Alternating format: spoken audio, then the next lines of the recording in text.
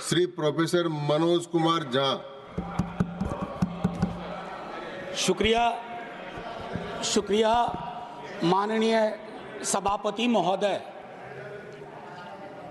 थोड़ा हट करूंगा वक्त के लिए, लेकिन आखिर में अभी चालू तो करिए हुजूर। सर, माननीय सभापति महोदय, अच्छा है हम सब संविधान पे बात कर रहे हैं। उस सदन में भी हुई, इस सदन में भी तमाम साथियों ने संविधान पे बात की। अपना अपना दायरा है, अपनी अपनी सोच है, अपनी अपनी प्राथमिकताएं हैं, लेकिन महत्वपूर्ण ये है कि हमने संविधान पे बात की। कई ओहदेदार लोग दूसरे स्तंभ के, वो तो ईश्वर से बात करने लगे हैं।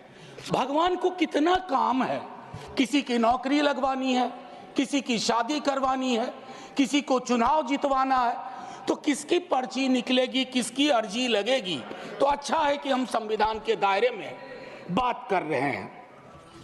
माननीय सभापति महोदय, नेहरू जी पर बहुत चर्चा होती है। जब से इस संसद में आया हूं, और मैं इस नई सरकार के बाद ही सदन में आया हूं, बचपन में सोचा करता था पार्लियामेंट पहुंचूंगा, लेकिन आज एक कन्फेशन करता हूं, हमेशा अपने को विपक्ष में देखता था, तो विपक्ष में ही हूं। तो सर ऐसा है, मैंने कई दफा कहा है, 14 का चुनाव, 19 का चुनाव, 24 का चुनाव जवाहरलाल नेहरू नहीं हारे हैं, विपक्ष हारा है, कांग्रेस हारी है। 100 साल आप चुनाव जीतेंगे, लेकिन नेहरू को फिर भी वहां खड़ा पाएंगे, क्योंकि अथॉरिटेरियनिज्म के खिलाफ, पार्लियामेंट्री डेमोक्रेसी के प्रतीक हैं नेहरू। वो ढाल हैं, वो रक्षा कवच हैं। और मैं आपको बताऊं, हमारे नड्डा साहब ने जेपी का उद्धृत किया, और मुझे अच्छा लगा कि जयप्रकाश जी ने जब इंदिरा जी को, वो इंदू लिखा करते थे, जब चिट्ठियां लिखी ना इमरजेंसी के दौरान, तो नेहरू को इन्वोक किया। I am writing to you in the name of your father Jawaharlal Nehru. वो ऐसे व्यक्ति थे, जब उनकी आलोचना नहीं होती थी तो छद्म नाम से अपनी आलोचना स्वयं करते थे। तो मैं क्या कहूं, जयप्रकाश जी का कश्मीर पर जो नेहरू जी को चिट्ठी थी या इंदिरा जी को चिट्ठी थी, अगर वो चिट्ठी आज मनोज कुमार झा अपने नाम से कॉपी पेस्ट करके लिख दे, तो सर शाम तक मैं टेलीविजन डिबेट में विलेन बन जाऊंगा।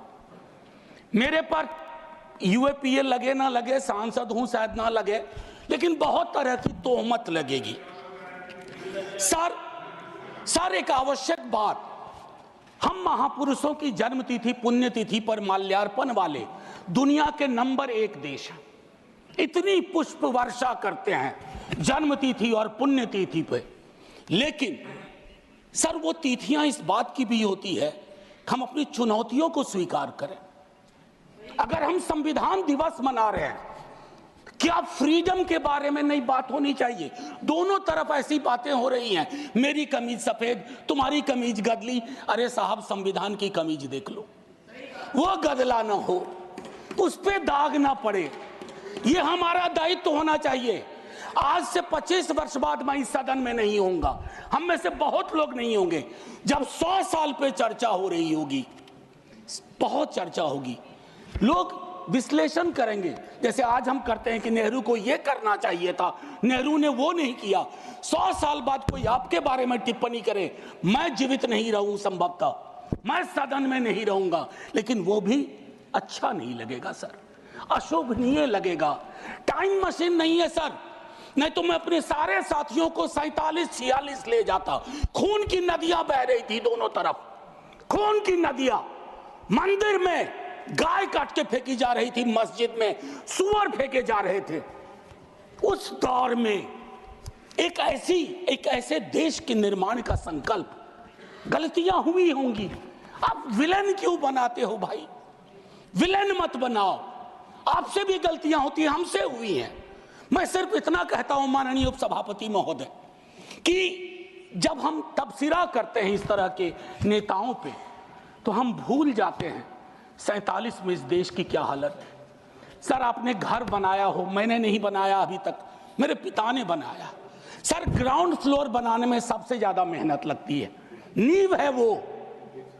नेहरू और अंबेडकर, पटेल, आजाद ने नींव डाली। आप सेकंड थर्ड फ्लोर बना रहे हैं, उन्होंने फर्स्ट फ्लोर बनाया, आप 5 फ्लोर और बनाइए, लेकिन नींव के बगैर फ्लोर किसी काम का नहीं है, ये याद रहना चाहिए। सर माननीय उपसभापति महोदय, हमारे प्रधानमंत्री जी, भाजपा के कई साथी, और चूंकि ये संविधान की डायरेक्टिव प्रिंसिपल्स में है कि यूनिफॉर्म सिविल कोड, सर मैंने विस्तार से अध्ययन किया है, नड्डा साहब ने भी अध्ययन किया होगा, तमाम साथियों ने। सर कई तरह के उस पर विचार थे, लेकिन डोमिनेंट विचार था कि इसको रखो, किसी दिन वक्त आएगा इस पर बात होगी। सर 44 आर्टिकल जो कि ड्राफ्ट में 35 था, उससे पूर्व आर्टिकल 39 क्लॉज सी है sir, about concentration of wealth. Income inequality का इस देश में जो आलम है, हम टाइम बॉम्ब पे बैठे हुए हैं, टाइम बॉम्ब है ये, और ये सबको इंपैक्ट कर रहा है, ना सिर्फ गरीब मजलूम वर्गों को, मध्यम वर्ग को। अभी हालिया रिपोर्ट आई कि प्रॉफिट मेकिंग कंपनीज, लेकिन उनकी प्रॉफिट का एम्प्लॉय के सैलरी में कोई रिफ्लेक्शन नहीं है सर। रिलेटिव डिप्रिवेशन का जन्म हो रहा है। 44 तक पहुंचिए यूनिफॉर्म सिविल कोड तक, लेकिन रास्ते में एक मील का पत्थर है आर्टिकल 39C। वहां रुकिए, ठहरिए, सोचिए कि इसको, क्योंकि अंबेडकर साहब को आप कोट कर रहे थे सोशलिज्म के बारे में कि वो कहते थे कि वो तो रचा बसा है, सेक्युलरिज्म रचा बसा, मानता हूं, लेकिन उन्होंने नेशनलाइजेशन ऑफ लैंड और इंडस्ट्री की भी बात की थी।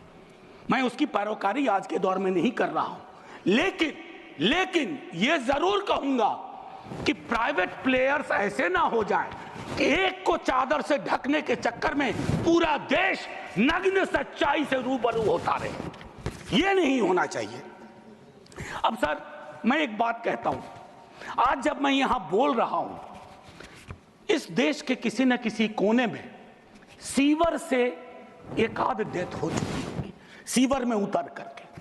खुदाई चल रही है इस देश में, कई जगह खोदे जा रहे हैं, एक खुदाई हम सब सांसद मिलके करें। वो जो सेप्टिक टैंक और सीवर में उतर करके जहरीली गैस से मरने वाले लोग, ये कौन है? ये हम एक हैं तो सेफ हैं में नहीं आते, ये हमारे हिस्सा नहीं है, इसी समाज का हिस्सा है। हाँ, ये अव्वल बात है कि हमारी जातिगत सीढ़ी नुमा पदानुक्रम में वो नीचे आते हैं, उनके उन पर गौर थोड़ा हम कम करते हैं, ये नहीं होना चाहिए। और मैं समझता हूं कि फ्रीडम की जब बात हो तो हम मूल्यांकन करें। फ्रीडम में हाइफन नहीं होता है, फ्री के बाद डॉम नहीं, जैसे जॉर्ज ऑरवेल की किताब में था, all animals are equal but some animals are more equal than others. इस देश में नाम और सरनेम से भी चीजें तय होती हैं। खालिद नाम है, जेल में रहोगे, सुनवाई नहीं होगी। हैदर नाम है, मीरान हैदर, नहीं सुनवाई होगी। इमाम नाम है, सरजिल इमाम, नहीं होगा। गुलफिशा होगी, नहीं होगा। तो ये सारी चीज, एक मिनट आप, मैं मेरा टाइम पॉज कर दीजिए, मेरा टाइम पॉज कर दीजिए, मेरा टाइम पॉज कर दीजिए। मैम चेयरपर्सन, मेरा टाइम पॉज कर दीजिए। मैम मैं सिर्फ इतना कहना चाहता हूं, अभी यहां बोल रहा हूं, मूलवासी बचाओ संघ मंच है छत्तीसगढ़ में, अनलॉफुल बना देते हैं आप। अरे कोई तो तौर तरीका हो, किसान विरोध करे, देशद्रोही है, विद्यार्थी विरोध करें नौकरी के लिए, नौकरी मांग रहे हैं आपसे, और कुछ तो नौकरी भी नहीं मांग रहे हैं, परीक्षा समय पर कराने की मांग कर रहे हैं। आप कह रहे हो अराजक हैं, नक्सल हैं। ये जो शब्दावली लेकर के, विशेषण लेकर के आप घूमते हैं, इससे थोड़ा बाज आइए। मैं कह रहा हूं ये टेम्पटेशन होता है जब बहुत बड़ी सत्ता होती है, 15वें वर्ष में, 11वें वर्ष में प्रवेश करते हैं, लेकिन उस टेम्पटेशन को रोकना मैच्योरिटी है, परिपक्वता, परिपक्व लीडरशिप की बात होती है।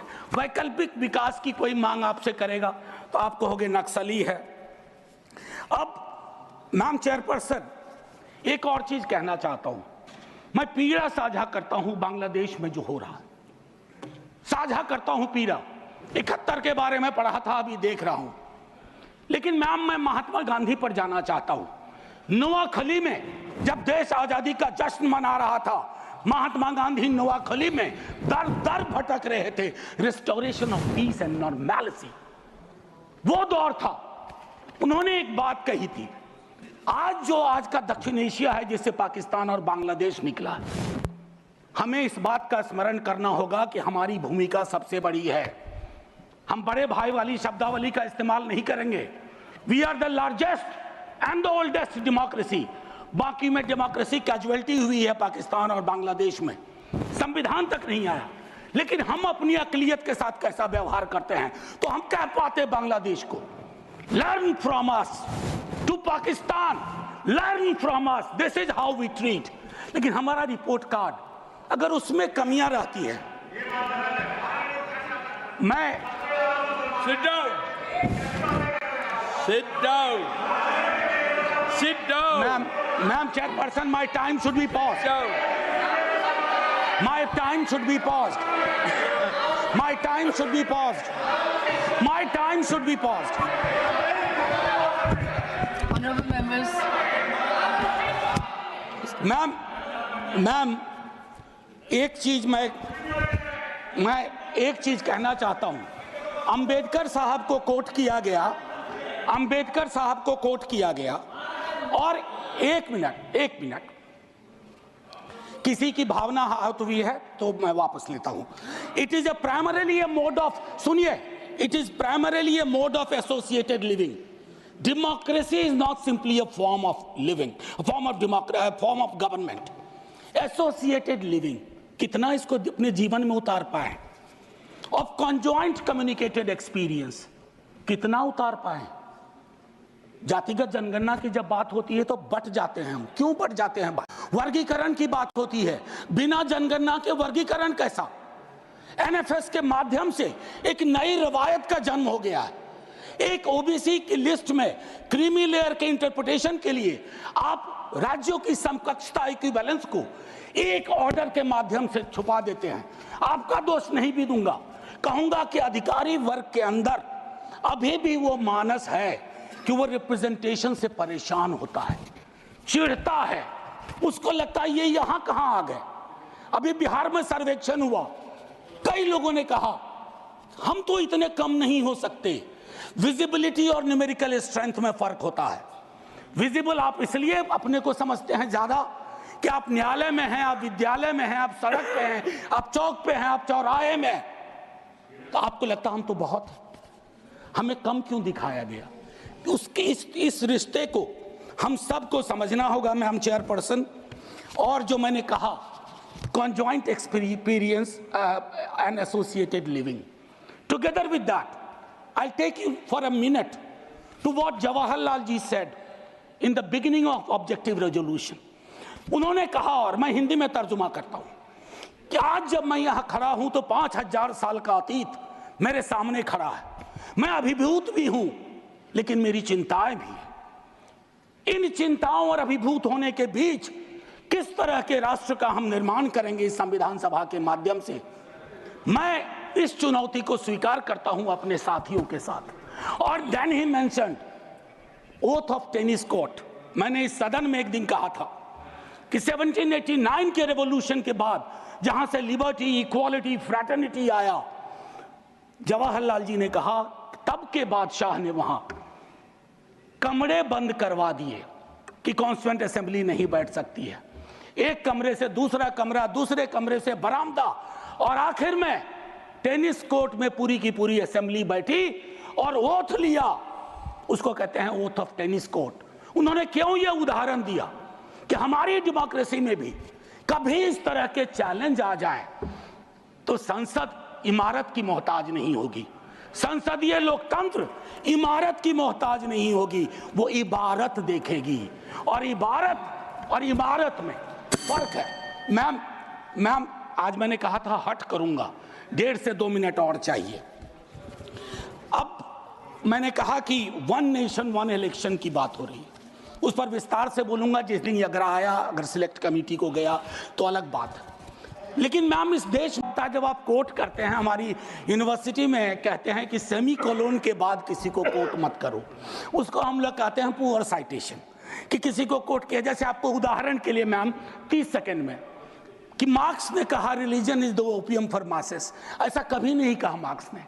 वो सेमी कोलन के बाद का एक सेंटेंस था, उन्होंने ये कहा is the Sai of oppressed, लेकिन सेमी कोलन के बाद का उठा करके कहा रहे रिलीजन के तो खिलाफ थे कार्ल मार्क्स। तो उसी तरह से साइटेशन के साथ दिक्कत है। मैं सिर्फ इतना कहना चाहता हूं, वन नेशन की वो साइकिल टूटी थी, वन नेशन वन इलेक्शन की साइकिल 60s मिड 60s में टूटी। आज क्या गारंटी है, हम कैसे अगले चुनाव तक ले जाएंगे? Will it be a proxy governance? Then it won't it undermine the idea of will of the people? मैं समझता हूं कि इस पर विशद चर्चा हो और तभी जा करके एक Kindly conclude. बस अभी तो 33 सेकंड लिया है, 1 मिनट और दे दीजिए। मैम चेयरपर्सन, तारतम्य तो थोड़ा टूट जाता है, फिर भी अपनी एक बात कह के खत्म करूंगा। बाबा साहब भीमराव अंबेडकर के बचपने का एक छोटा किस्सा। क्लासरूम में बैठे हुए थे सबसे पीछे, शिक्षक ने कहा चूंकि मैथमेटिक्स में बहुत अच्छे थे, आओ इसको हल करो। ज्यों ही वो बोर्ड की तरफ बढ़े, जितने कास्ट हिंदू अपर कास्ट के लोग थे वो दौड़ के बोर्ड के पास गए, क्योंकि बोर्ड के पीछे उनका टिफिन बॉक्स था। उनको लगा ये पोल्यूट हो जाएगा। मैम, आज वो मान्यताएं नहीं हैं, लेकिन पोल्यूशन प्योरिटी की नई मान्यताएं आ गई हैं, एक्सक्लूजन की नई मान्यताएं आ गई हैं।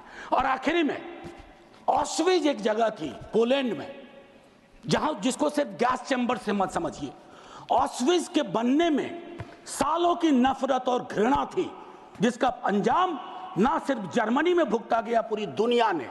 तो ये नफरत घृणा, इस पर लगाम लगे ना तो हर मोहल्ले में ऑस्विज होगा। और आखिर में मैम, मैं आज जद पे अगर हूं, निशाने पे, मैं आज जद पे अगर हूं तो बदगुमान न हो, चिराग सबके बुझेंगे, ऐसी हवा किसी की नहीं होती। शुक्रिया मैम, जय हिंद।